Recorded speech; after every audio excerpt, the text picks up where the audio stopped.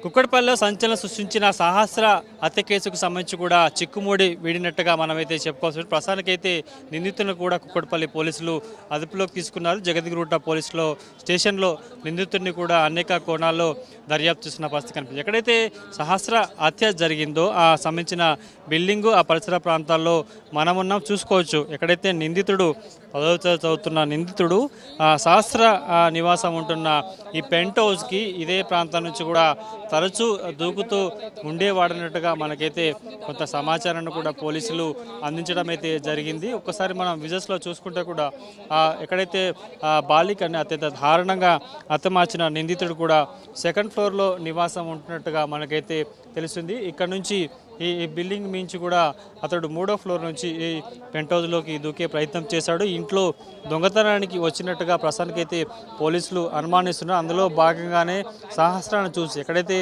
దొంగతనానికి వచ్చిన సహస్ర నివాసం ఉంటున్న ఇంట్లోకి లోపలికి వెళ్ళి కొన్ని వస్తువులను దొంగిలించే ప్రయత్నం అయితే చేశాడు. అందులో భాగంగా తన దొంగతనాన్ని సహస్ర చూడడంతో కూడా ఒకసారిగా అతడు షాక్ అయి తన దొంగతనం విషయాన్ని స్థానికులు చెప్తే పరువు పోతుందన్న ఒక భయంతో కూడా ఆ బాలుడు ఆ తర్వాత కూడా అత్యంత కిరాతకంగా సహస్రాన్ని హతమార్చినట్టుగా మనం చెప్పుకోవచ్చు. ప్రస్తుతానికైతే ఎక్కడైతే హత్య జరిగిందో సహస్ర నివాసం ఉంటున్న పెంట్ హౌస్ మనం చూసుకోవచ్చు. ఈ ఇంట్లోనే సహస్ర తన కుటుంబ సభ్యులతో కూడా నివాసం ఉంటుంది. సోమవారం స్కూల్కి సెలవు దినం కావడంతో కూడా ఆమె ఆ ఇంట్లో ఉన్నట్లుగా తెలుస్తుంది. తల్లిదండ్రులంతా కూడా కొంత వృత్తిరీత్యా వాళ్ళు ఉద్యోగాలు చేసుకుంటారు కాబట్టి వాళ్ళంతా ఉద్యోగాలు వెళ్ళిన సమయంలో సహస్ర ఒకతే ఇంట్లో ఉన్నట్లుగా తెలుస్తుంది. అదే సమయంలో నిందితుడు ఇంట్లో దొంగతనానికి వచ్చినట్టుగా ఇప్పటికీ కొన్ని కీలక ఆధారాలను సేకరించారు. ఆ తర్వాత ఇన్వెస్టిగేషన్ కూడా కొనసాగుతున్న పరిస్థితి కనిపిస్తుంది. ఒకసారిగా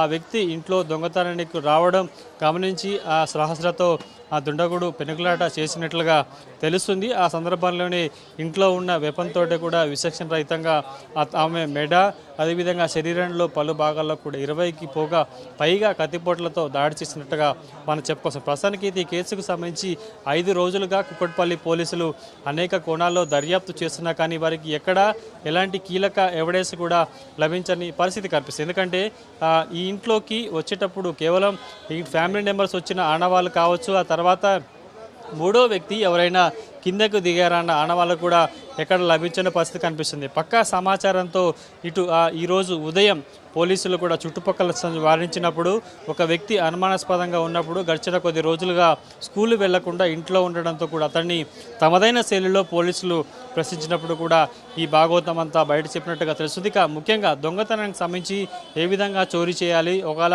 అక్కడ దొంగతనానికి సంబంధించి ఎవరైనా అడ్డుపడితే వాళ్ళని ఎట్లా అంతమొందించాలి ఏంటన్నది కూడా పూర్తిగా ఒక పేపర్లో రాసుకున్నట్లుగా తెలుస్తుంది. కానీ ఈ కేసుకు సంబంధించి కూడా అనేక కోణాల్లో అనేక రకాలుగా టెక్నికల్ కావచ్చు, ఫిజికల్గా అనేక కోణాల్లో కూడా పోలీసులు దర్యాప్తు చేసినప్పుడు ఎలాంటి ఎవిడెన్స్ దొరికిన పరిస్థితి కనిపిస్తుంది. తాజాగా ఈరోజు ఉదయం కుక్కడపల్లి పిఎస్లో సహస్ర సంబంధించిన కుటుంబ సభ్యులు తల్లిదండ్రులను కూడా చాలా సుదీర్ఘంగా విచారణ జరిగింది. హత్య జరిగిన తర్వాత హత్యకు ముందు ఇంట్లో నగదు కావచ్చు, బంగారం ఏమన్నా చోరీకి గురైన కూడా అడిగే పరిస్థితి చేసి కానీ చోరీకి జరగలేదన్నట్టుగా చెప్పినట్టుగా తెలిసింది. ప్రస్తుతానికైతే పోలీసుల అదుపులో ఉన్న నిందితుడికి సంబంధించి కూడా పోలీసులు ఏ విధంగా ఐడెంటిఫై చేశారని కూడా ప్రస్తుతానికైతే కొంత అనుమానాస్పదంగా మారుతున్న పరిస్థితి కనిపిస్తుంది. కాబట్టి సహస్రను అత్యంత కిరాతకంగా పక్కింటి వ్యక్తి పక్క బిల్డింగ్లో ఉంటున్న యువకుడు హత్య చేయాల్సిన పరిస్థితి ఎందుకు వచ్చింది? కేవలం ఇంట్లో దొంగతనానికి వచ్చి ఆమెని పెరుగులాటలో ఆమె దొంగతన విషయాన్ని స్థానికులు చెప్తే తన పరువు పోతున్న ఒక ఉద్దేశంతో ఆమెని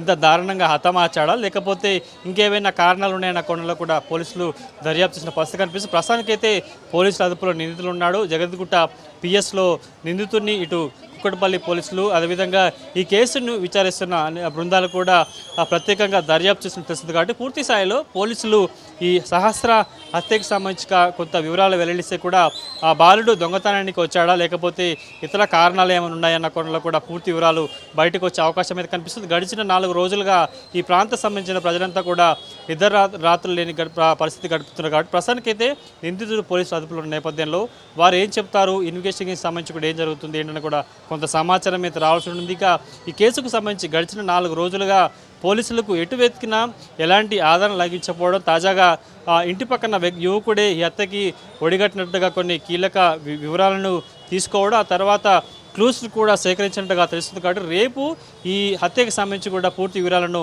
మీడియాకు వెల్లడించే అవకాశం ఉన్నట్టుగా తెలుస్తుంది. కెమెరా పర్సన్ ప్రదీప్తో కలిసి కిరణ్, ఎన్టీవీ, కూకట్పల్లి నుంచి.